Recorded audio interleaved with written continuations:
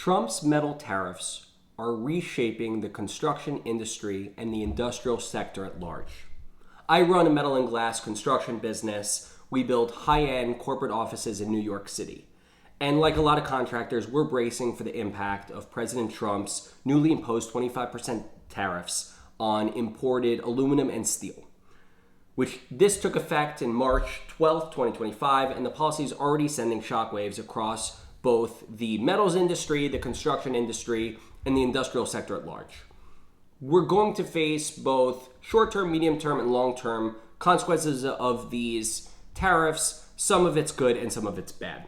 Let's talk through it. So on the short term, you're going to see increased prices. If your business relies on imported metals, anticipate a rise in material expenses, full stop.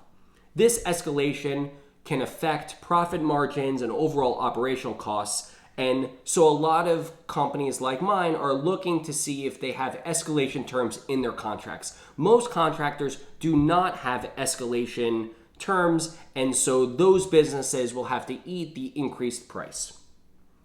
We're also going to see supply chain bottlenecks. We faced this in the first Trump term when the trade war occurred with China, where tariffs created uncertainty. That uncertainty led to certain companies stockpiling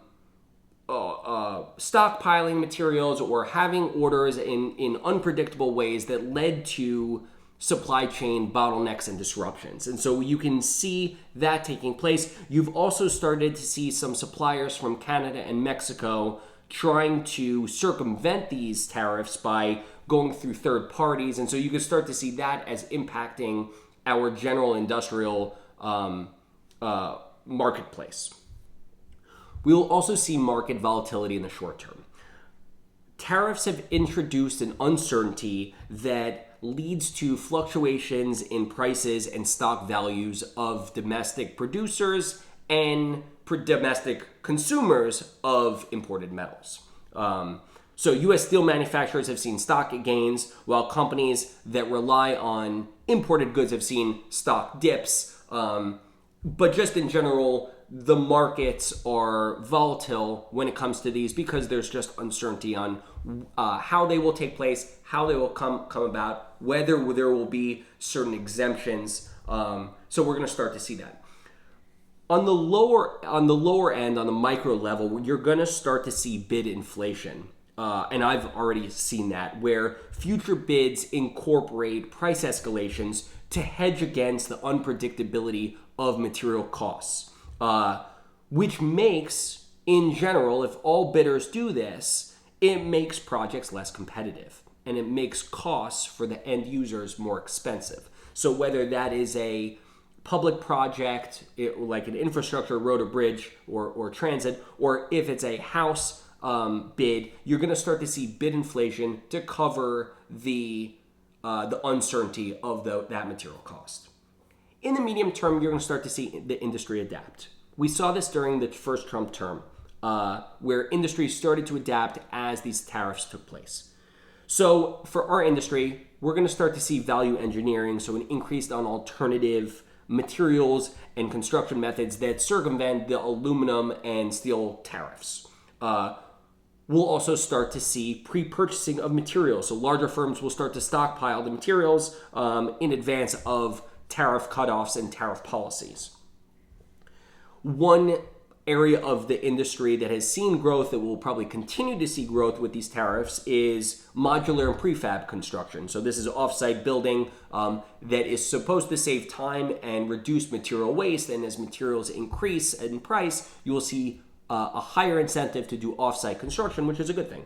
On a micro level, contractors are going to start to reevaluate contracts, reviewing terms for escalation clauses and things of that sort, or they will negotiate protections against future price spikes, things of that sort. The industry will certainly have groups that will lobby for policy changes, ask for tariff exemptions or certain carve-outs. That does not affect small business. It only affects the large companies because they're the ones with the political clout. We'll also, in the medium term, see the exploring of tariff-free alternatives, substitute materials that meet the certain standards that aluminum and steel do, but circumvent the tariffs themselves. In the long term, there will be three big changes, I think. Let's start with the reason for it. The long-term stated reason for it is that they want to reshore American jobs and protect and boost domestic steel and aluminum producers. So those are the big winners in this policy. Domestic metal producers stand to benefit. That said, ramping up production takes time, and we might not necessarily see an immediate offset of that production with pricing. So you might still see that pricing increase. You also, for those domestic producers, you might start to see some sourcing challenges. So some of these producers, if they are big companies, that it takes them time to absorb the increased demand, given that now they are being boosted in the American economy. So number one, big potential upside for domestic suppliers of metals. The downside to that, number two, increased construction costs for both public and private projects. So in the long-term projects like infrastructure projects, government projects, roads, bridges, transit projects, those are reliant very much on steel and aluminum. We will start to see cost overruns. Those are long-term projects that assumed a certain cost at the beginning, and they're going to start to see far higher costs as the projects go through. On both residential and commercial construction, in my world, you're still going to see the higher costs, right? And those are going to be passed on to the consumers, whether it's through bid inflation or just higher bids as contractors are seeing higher price. Those prices get passed on to the end user.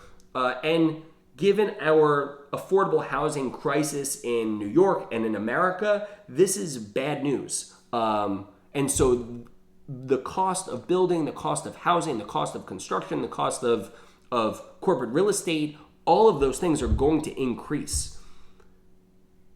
Three, the third long-term impact is that we are going to see retaliatory tariffs either in the construction industry or industrial sector or in the broader economy.